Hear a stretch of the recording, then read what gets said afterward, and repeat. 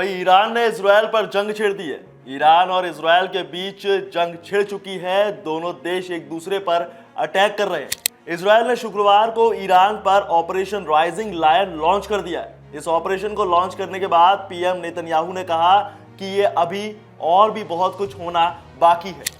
हम ईरान के परमाणु ठिकानों के खिलाफ अपना सैन्य अभियान जारी रखेंगे। ये बड़ी खबर है। ईरान और इजराइल के बीच जंग छिड़ चुकी है। दोनों देश एक दूसरे के खून के प्यासे हो रहे हैं। इजराइल ने शुक्रवार यानी सुबह ईरान पर ऑपरेशन राइजिंग लायन लॉन्च कर दिया। इसके तहत उसने ईरान पर ड्रोन दागे और मिसाइलें बरसाई। इसी के बाद ईरान चुप नहीं बैठा और उसने भी जवाबी कार्रवाई कर दी। जी हाँ, ईरान ने सुबह यानी शनिवार को इजराइल पर पलटवार कर दिया। अब रॉयटर्स की एक रिपोर्ट कहती है कि ईरान और इजराइल के बीच जारी वॉर पलटवार के बीच इजराइल के प्रधानमंत्री बेंजामिन नेतन्याहू ने बताया कि यह सिलसिला कब तक जारी रहेगा। अब दरअसल नेतन्याहू ने कहा है कि हम ईरान के परमाणु ठिकानों के खिलाफ अपना सैन्य अभियान जारी रखेंगे।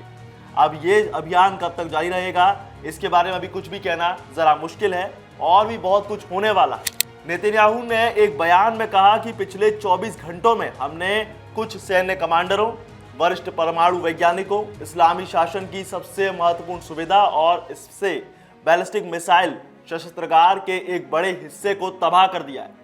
उन्होंने आगे कहा कि और भी बहुत कुछ होने वाला है। उन्हें नहीं पता कि उन पर क्या क्या हमले किए जाएंगे और आगे क्या कुछ होगा।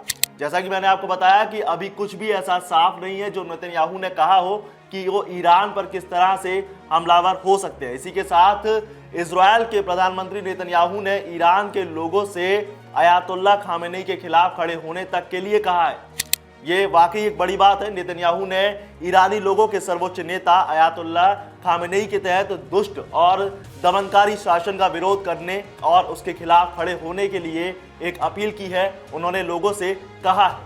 अब देखिए, नेतन्याहू ने आगे ये भी कहा कि वक्त आ गया है कि अब ईरानी लोग दुष्ट और दमनकारी शासन के खिलाफ अपनी आज़ादी के लिए लड़े और उनके सामने खड़े हो सके, अपने झंडे और अपनी ऐतिहासिक विरासत के लिए एकजुट हो। साथ ही उन्होंने ये भी कहा कि हम इतिहास के सबसे महान सैन्य अभियानों में से एक ऑपरेशन राइजिंग लायन को लॉन्च कर चुके हैं। अब ईरान ने इस पूरी कार्रवाई के बाद इजराइल पर जवाबी कार्रवाई कर दी। ईरान ने इजराइल के अटैक पर जवाब दिया और हमला शुरू कर दिया।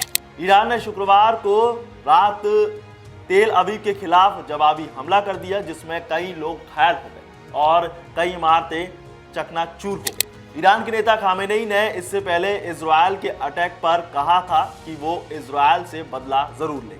अब इजरायली रक्षा मंत्री इजराइल काट्ज ने कहा है कि इस्लामिक गणराज्य के सैन्य और परमाणु ठिकानों पर इजराइल के बड़े पैमाने पर हमले के बाद ईरान की तरफ से नागरिक क्षेत्रों को निशाना बनाया गया।